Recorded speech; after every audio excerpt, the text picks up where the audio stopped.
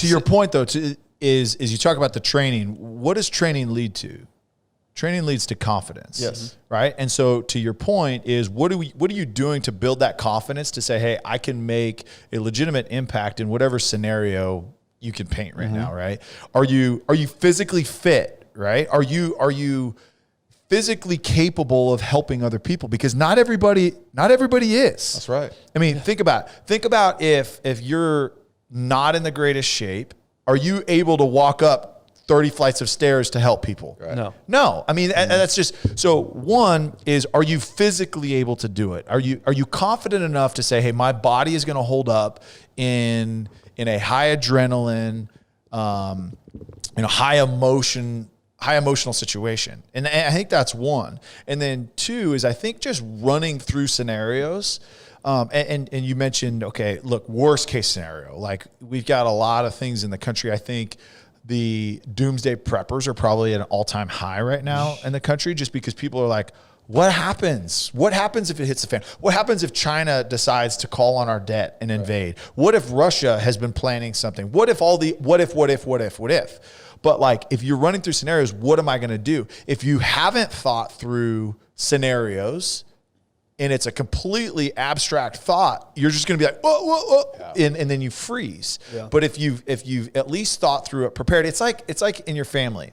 If you've got kids, you've got to have a fire plan. Mm-hmm. You've got to talk through it. You've got to say, hey, if there's a fire in the house, here is what we are doing. Here is what you are doing. Because in the case of it, if you don't know and you haven't prepared to run through the scenario, your children can't process in the moment what's the best thing to do. Yeah, similar how schools handle things. And so I think what you're talking about is, what are you doing every day? Is I think you've got to build the confidence.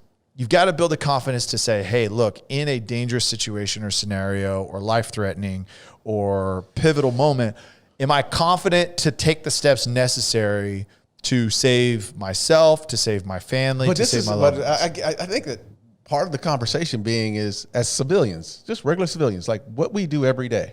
Just think about our lives every day. We leave our families at home. We go to the office, right? And then we come home at night. Where are we preparing ourselves to do that? Like, most of our time is spent on trying to elevate our businesses, right? Whatever it may be. The thoughts aren't there. I mean, unless I'm doing something on the weekends that's getting me to that point. 100%. I'll just say it, man. I'm 100% vulnerable because I don't have that training, nor is my mind going that way in that direction. So I don't know what my reaction would be if something took place that was a burning building or an active shooter. I don't know because I don't have that formal training. Yeah, I think the first thing that we all have control over is what you were saying earlier, Ty, is your physical capability. Yeah.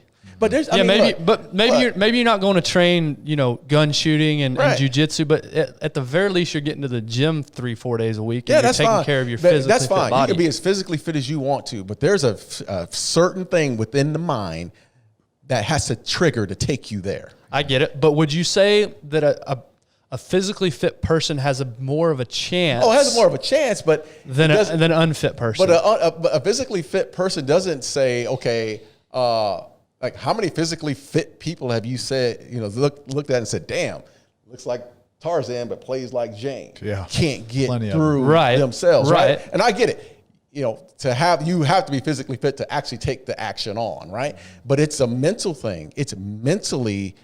There's got to be a trigger mentally that says, no matter if you're in shape or not, that says, okay, I'm going to react and I'm going to take on. No, I agree with you. I agree. So I guess my question to you would be, is the person who hasn't taken the time to make themselves physically fit, are they likely to do the work for the other scenario? That's a good argument. Yeah, absolutely. I agree with you. If you can't even take care of your physical body, what's the likelihood that you're going to go out and you're going to think, how can I approach an active shooter? Mentally, you haven't stressed yourself enough in any situations. And I'm not saying these are mutually exclusive. I'm not saying you have to be physically fit to save people. I'm not saying that.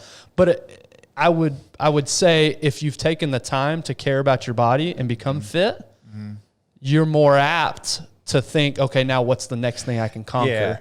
It goes back to the comfort crisis, right? If you are not used to being in uncomfortable positions and situations that you are putting yourself into, then great point. In a uncomfortable situation that we're discussing right now, it's going to feel you're not used to being in that space. So whether it's being physically active, whether it's mentally preparing, whether it's skills training, whatever it may be, if you're not used to being in an uncomfortable situation, you are just not going to react the same way as somebody that is used to being uncomfortable. And that's it. So whatever it is, if it's as simple as, hey, look, I am used to being hungry. And being hungry is not foreign to me because I force myself to feel that feeling and embrace it. Okay, so something happens with the food supply in the United States, and now people are losing their minds because they're not used to being hungry. It's the first time in 100 years that people in the United States have been hungry.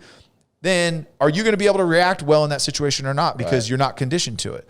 Is it, hey, I've got to now take my family because all the gas stations are shut down because the Middle East has shut off oil supply to us and we're holding on to our reserve, and I've got to walk somewhere to get to where I need to go. Am I used to that? You know what I mean? Whatever the scenario is.